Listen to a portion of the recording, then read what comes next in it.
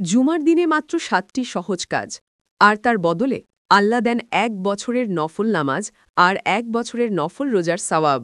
বিশ্বাস না হলে শেষ পর্যন্ত শোনো। আজ জুমার দিনকে কেন্দ্র করে রাসূল সাল্লাল্লাহু আলাইহি ওয়াসাল্লাম একটি অবিশ্বাস্য রহমতের কথা বলেছেন। তিনি ফরমাইয়াছেন, যে ব্যক্তি জুমার দিনে ১. নিজের পোশাকাদি ভালোভাবে ধুইবে। পরিচ্ছন্নতায় ঈমানের অর্ধেক। জুমার দিনে এটি আমলের প্রথম ধাপ। ২. গোসল করিবে। এই গোসল শুধু শরীর পরিষ্কার করে না, বরং রুহানিয়ত জাগ্রত করে। ৩. আগেই মসজিদে যাইবে। যত আগেই যাবে, ফেরেশতারা তত আগে তোমার নাম সাওয়াবের তালিকায় লিখবে। ৪. হাঁটিয়া যাইবে, সাওয়ার হইয়া নয়। আপনার প্রতিটি কদমে আল্লাহ নেকি দ্বিগুণ করে দেন। ৫. ইমামের নিকটে গিয়া বসিবে। মসজিদের পেছনে নয়, ইমামের কাছে। সেখানে রহমতের বরকত বেশি ছড়িয়ে পড়ে। ৬. মনোযোগের সহিত খুতবা শুনিবে। এক মুহূর্তের অমনোযোগ পুরো সাওয়াব নষ্ট করে দিতে পারে।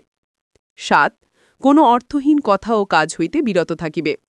খুতবার সময় একটুকু কথাও নয়। এটাই আল্লাহর কাছে সবচেয়ে প্রিয় আদব। রাসূল সাল্লাল্লাহু আলাইহি ওয়াসাল্লাম বলেছেন, এই ৭টি আমলের বরকতে আল্লাহ পাক তাহাকে তাহার প্রতি কদমের বিনিময়ে ১ বৎসরের নফল নামাজ আর ১ বছরের নফল রোজার সওয়াব দান করিবেন।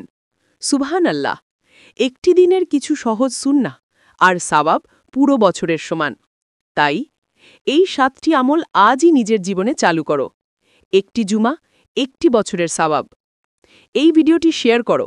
হয়তো তোমার কারণে কেউ আমল করবে, আর সেই সওয়াবও তোমার আমলনামায় যাবে। লাইক দাও, সাবস্ক্রাইব করে নাও, আর কমেন্টে লিখে রাখো, ইনশাআল্লাহ করব।